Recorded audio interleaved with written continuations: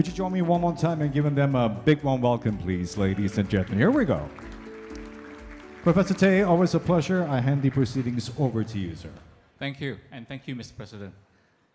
Thank you, the organizers, Your Excellencies, Ministers, DPM, sorry. A pleasure and honor to try to moderate this session. Now, I think we want to hear from the President, so I won't do my normal style by asking too many questions. But may I start, Mr. President, with a contextual one? You've often talked about this perfect long storm we're in. There are security dimensions, as we covered recently in the Shangri-La dialogue. There are wars. There are also economic, financial, business issues. And I think very close to your heart, there are the social issues of inequality, debt at the household level, at the government level, post-pandemic. In this maelstrom, this perfect long storm you talked about, how would you situate the climate crisis, this climate challenge facing us? Could you spend some time helping us understand the priorities that can and should be given to this? And secondly, could you perhaps share with us perhaps some of the benefits and opportunities that can arise from dealing with the climate issue in this context of problems? Well, thank you. First, thanks for the opportunity. Simon's question was about how we situate climate within the multiple insecurities and tensions that we face. And it's a good question. The first thing I'll say is that climate is both cause of some insecurities and tensions, as well as a victim of the tensions we see in the world today. It's caused because climate is causing stresses, and it's leading to some tensions coming out of competition over specific resources, even competition over technologies, competition in trade. But it's a victim, more importantly, because it is holding back action on climate on a coordinated basis and on a collaborative basis, which we very much need. And to put it in context, we are running against time, but we're losing the race so far. And it's a very serious point. You don't have to believe everything the scientists say, but we more or less know that at the current rate of global emissions, we have at least 50% chance of hitting 1.5 degrees in 7 years' time, give or take a year. But that's actually the optimistic projection. Optimistic and too linear in its basis. Because in reality, the risks are on the downside. The risks are that we'll be facing something much worse than that, much worse than 1.5 degrees in 7 years' time. Because those calculations, first, they don't take into consideration the non-CO2 agents of warming, but more importantly, they're tipping points that are already tipping before us. The world doesn't tip suddenly off a cliff. The tipping points are already happening step by step. In the Arctic, in the Antarctic, in the boreal forests, in the chemistry of the oceans, in the changed flow of the Atlantic. And the scientists find it very hard to model the implications of these tipping points. Exactly what does it mean for global warming? What does it mean for biodiversity? How does this complex interaction between climate, water, biodiversity, how does it work out? It's very hard to model. It's not linear. But what can be said is that it's not that it leads to uncertainty in both directions, where things could turn out better than what we think. The uncertainty is in one direction. Things could turn out much worse than we expect. So when we say we've got a 50% chance of reaching 1.5 degrees in 7 years' time, that's the optimistic baseline. It's not a baseline where you've got a wide range around it. So that's the first thing to realize. So we have to all take this urgently. We have to all own this problem. And too much of the framing of international discussion, climate diplomacy, is around who caused this problem the most, who should pay the most, rather than the question of how do we all own this and how do we all move faster, because it's going to affect all of us. And one of the paradoxes of the political debate over climate, I find, internationally, is that some of the countries that are moving the slowest or trying to slow things down somewhat are the ones that are going to be the most affected by climate change. They're the ones that are going to be most affected by climate change, by excessive heat, by extreme floods and droughts, by rising sea levels. So we have to all own this, and we're doing it not because of international obligations, but because it's the most responsible thing to do within each of our countries and societies for today's generation and tomorrow's. And then we try to see, okay, how do we coordinate? How do we get those with more resources to invest more? And not think of it as a distribution of a burden. It's not about burden sharing. It's about how we invest together for a return, for an economic return and for a social return. In other words, beyond the economic returns, the manifold benefits that societies get. Lower pollution, more livable conditions, more equitable distribution of power that solar, for instance, allows for, and so on and so forth. So we have to move away from this mindset of who should pay, who is responsible, towards how do we collaborate to invest for a return. It's not about burden sharing, it's about investing. And this is the largest investment opportunity the world has seen in 50 years. To be able to invest in renewable energies and everything else to do with the clean economy is the largest investment and growth opportunity we've seen in 50 years. So we've got to bring every source of investment capital together, all the way from early stage, growth capital, VC capital, commercial banks, public money, philanthropic money, different risk and return preferences. We've got to bring them together, but remember, it's not about a burden, it's not about forcing someone else to pay, it's about investing for a return that we are all going to benefit from. I think you've covered the point about the problems of cooperation and the opportunities very well. Now, can I ask you, Mr. President, how do we make that change of mindset and move towards cooperation? What needs to be done, especially in the world of trade and investment? Well, I think the first change in mindset required when we think about climate and the broader ecological crisis that's coming is not to pose the issue with regard to 2050 and 2100. It's too distant. And it's too much based on some linear projection of do we hit 2.5 in 2100? Do we get to net zero in 2050? It's too distant for the ordinary body politic. What we have to focus on is the costs we are already seeing and the benefits we can already get by acting early. One of the tragedies of today's extreme weather, one of the benefits of the tragedies that we are already seeing, the extreme droughts, record floods in Brazil, record heat in India, 50 degrees last week, 50 degrees in Delhi itself. Even Indonesia has seen record heat. They are not freak events, they're part of a new landscape.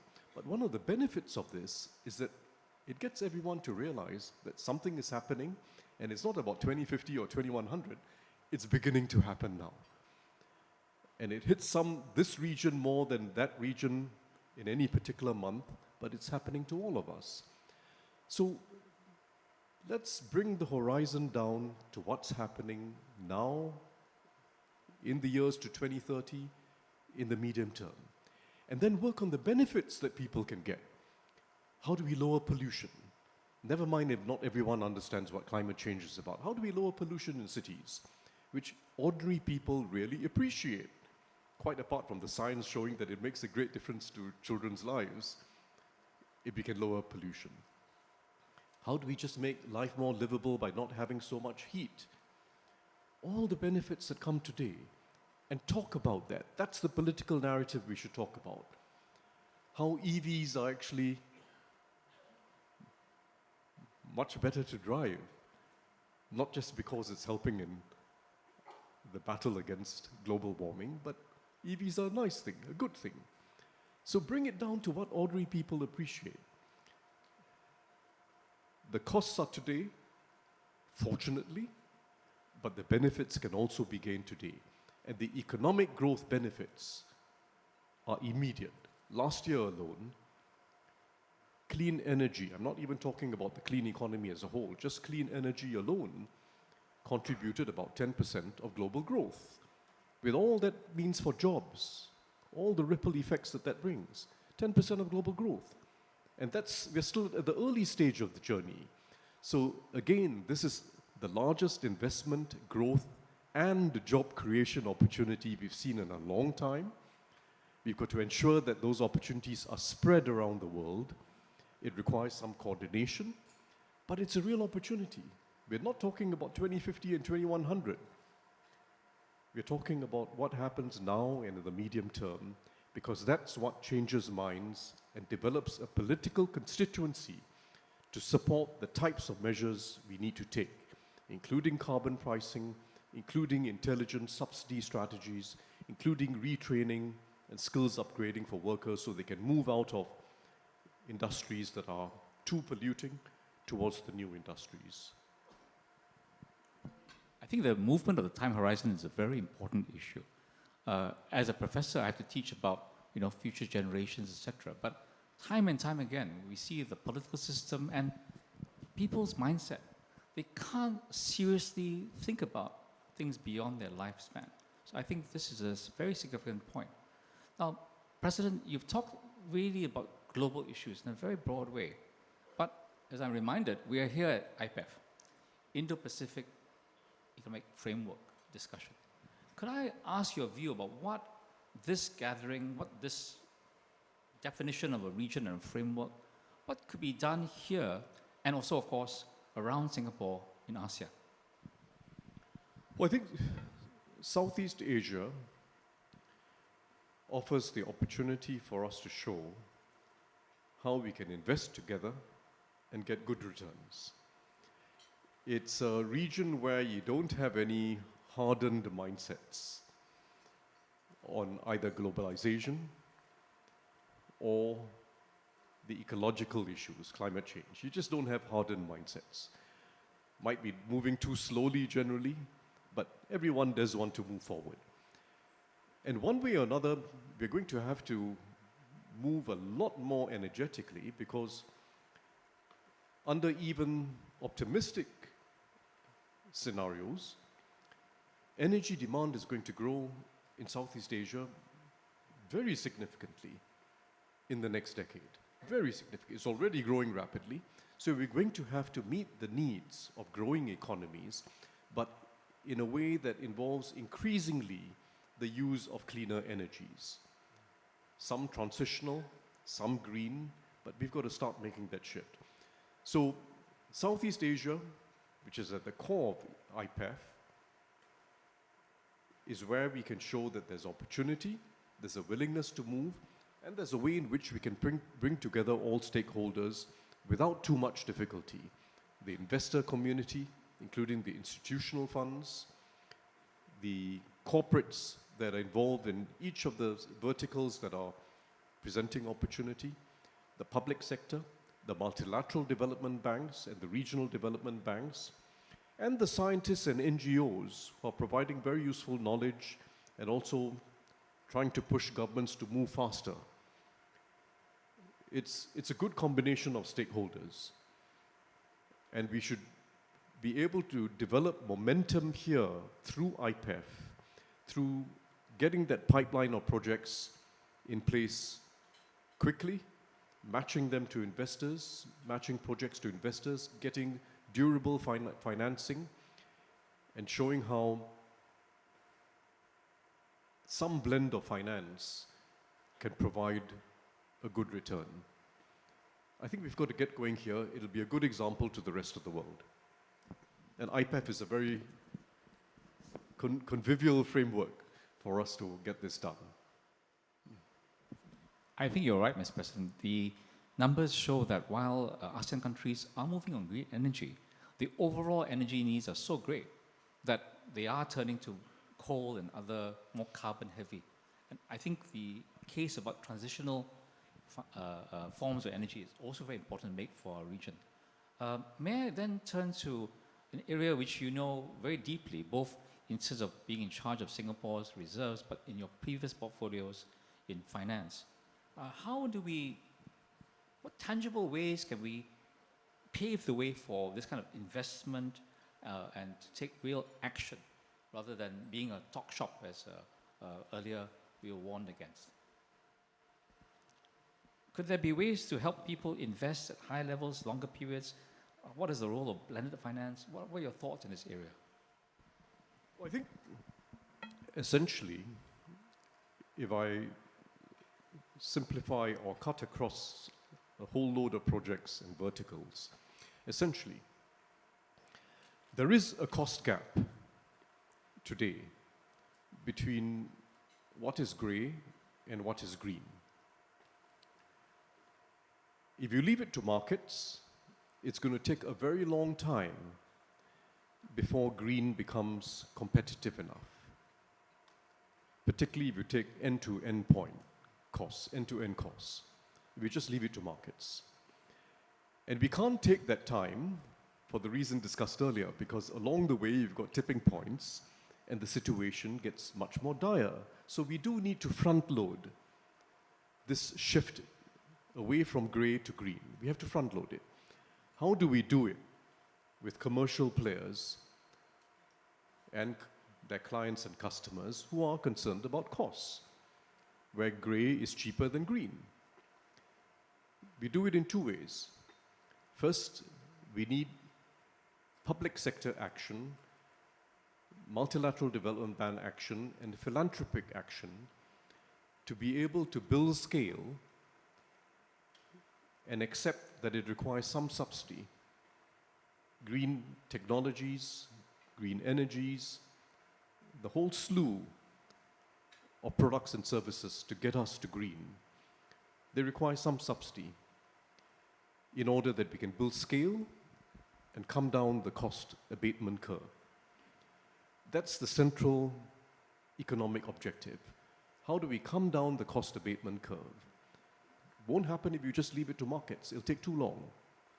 You need the public sector, the broad public sector and philanthropic sector to get involved. And it can be done. I must say, for instance, the IRA in the US is achieving exactly that. It's plugging that cost gap between grey and green and accelerating that move down the cost abatement curve. China has done the same in many green technologies. That's our challenge. And how do we do it in a way that is not protectionist, not clumsy, not simply rewarding incumbents under the guise of supporting national champions? How do we preserve enough competition so that innovation is spurred, not just protecting existing players? That's a challenge. It's a serious challenge of implementing industrial policy so that you get innovation, you get productivity growth, you get the competition, but you're able to come down that cost abatement curve and reduce the gaps between green and grey. And that's what we're all trying to do. I think your point about the dangers of protectionism are very real. Are there things that we need to do at the WTO? What is the right institution? Both previously and until today, in your personal capacity, you still work a lot of multilateral institutions. Where does this problem sit? This needs a glass of wine.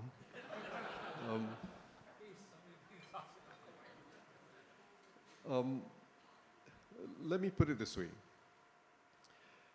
We can't be naive about this. When we talk about international order, the WTO, the IMF, the World Bank, and others, we have to recognize that we had an international order broadly described as liberal and open market oriented, which did rest on a certain geopolitical and geo-economic balance. And that balance is now shifting. It has shifted. And when you get a shift in the geopolitical and geo-economic balance, you have to expect that the way in which trade, investment, and the rules surrounding it are devised and accepted will have to shift. But we have to make a distinction between the shifts that are required because economic realities have changed. First, you now have new powerful competitors in the world. Superpower rivalry in economics is now much sharper than it used to be. That's a new economic reality. Another economic reality is what we were discussing earlier, that we have large challenges of the global commons, tackling climate change, a water crisis, the biodiversity crisis. That requires a lot more collaborative endeavor between superpowers and with all of us. That's a new economic reality. These new economic realities require some changes in the way we organize ourselves internationally. And we have to accept that the previous urge to open up, to trade on the basis of pure comparative advantage, that urge is lessened today. I wouldn't say it's actually rolled back very significantly. Globalization is still very active and healthy, but it's not increasing. It's probably at a plateau. That's economic reality. But what we are also seeing is a changed political reality. Because coming out of a changed economic reality within each society, particularly the larger democracies, you find that there's a new political narrative and even a new ideological narrative, more nationalistic, more focused on an enemy outside, and more focused on responding to losses within your own society in ways that breed disaffection and unhappiness, rather than in ways that breed solutions. Let's find a way in which I give you a better life. So the political narrative and the ideological narrative, coming about quite naturally out of new economic realities, has the danger of then taking over. In the framework of an old philosopher, the superstructure may now be driving the base. It's ideology that may be driving economic realities. And that becomes dangerous. That becomes dangerous because then you can actually have a vicious cycle of more protection, retaliation by other partners, slower growth, slower innovation, conditions worsen for ordinary people, and you then get that hardening of that ideology of us versus them. So there was a time where the reality of electoral politics is that there's always some nationalism, some degree of protection that you have to talk about as part of electoral politics. But after elections, these things receded. They receded and you went back to hard-headed calculations of economic interests. How do we cooperate? How do we ensure there's fair play? How does the global trade order remain open but fair? And that was a hard-headed calculation. Never purist, a little messy, but it kept things open. But that was the old dispensation. After each elections, the rhetoric receded, and you went back to hard-headed economics. Now, we are less sure that that will continue. In a whole range of societies around the world, particularly the larger democracies, we're less sure that that will continue. That after each election, the rhetoric recedes, and you go back to wondering how you can compete and collaborate in a win-win fashion, in a positive sum game fashion. We're less sure about that now. Mr. President, will you be take some questions perhaps in the few minutes we have left? Would that be all right? Would anyone like to ask a question of our President? As you can see, he can answer almost anything, so please don't be shy to ask something. Is there one hand over there? Please. I can't see very well. The lights are in my eyes. I'm sorry. Mr. President, K.R. Sridhar from Bloom Energy. Over there. Mr. Out Table, here. that side, on the right hand side. Thank you. That was amazing. And Singapore as a nation right now, you're punching way above your weight for your size in the like, global forum. So I have a question. Forget the politics of US and what we do and other things. If you were king for the day, and even in Singapore, would you enforce a carbon tax? Because at the end of the day, that's what the governments are really good at. You tax the things that you don't want, and you don't tax what you don't want. Right? So will you impose a carbon tax if it were up to you? Well, I think, one doesn't need to feel that one is a king or ruler to recognize that it's in everyone's interests that we start pricing carbon and that we go for a system of coordinated carbon pricing around the world. It's in everyone's interests. How do we make sure that it can be implemented in a way that ordinary folk, and particularly those who are poorer, are not disadvantaged? There are ways of doing it. There are ways in which you can use subsidies to benefit them. So a combination of carbon pricing, subsidies, including grants to help companies drive down the costs of alternatives. So you're not just waiting for a carbon tax to spur investments and new clean energies and other products, but you're also spurring investment through public policy. That too is part of the solution. And finally, you need some regulation, because some things, some investments will be encouraged if you're setting a very clear time frame for when industry has to phase out what's dirty.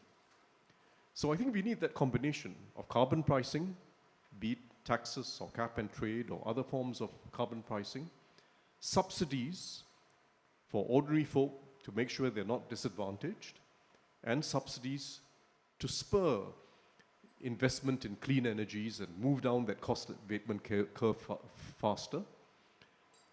And you also need some regulations, some framework where people know that by a certain date, you're going to have to move out of whether it's internal combustion engines or other features of the old economy. The combination of the three is, I think, going to be superior to relying on just one instrument of carbon taxes. But when we say that, let's not take too much comfort from it and assume that carbon taxes won't be necessary. Carbon taxes or carbon pricing is still a very important part of a world that moves fast enough to address climate change. Ladies and gentlemen, our time is up. I will not attempt to summarize this very deep thinking of our president. But let me say, as a person who's attended many talk shops about environment, sometimes I characterize them as doomsayers. They're all trying to make us rush to some emergency situation. Other times I hear a lot of naysaying. The costs are too high. It's too difficult to do. Why should we do it? And sometimes it then leads to over-optimism, that if we just, and there's plenty of money in the world today, Money will solve this problem. Private sector alone can solve this problem. Technology can solve this problem. I would categorize my president's comments, remarks he shared with us as none of these. He's given us a real challenge. He recognizes the severe dangers, existential dangers ahead of us. But he's given us a map. There is a road ahead. There are things that really will be difficult to do, but not impossible, and it cannot be left to the impossible. It must be done. So please join me in thanking Mr. President Tharman for his excellent remarks. Thank you, President Tharman, sir. Thank you, Professor Tay.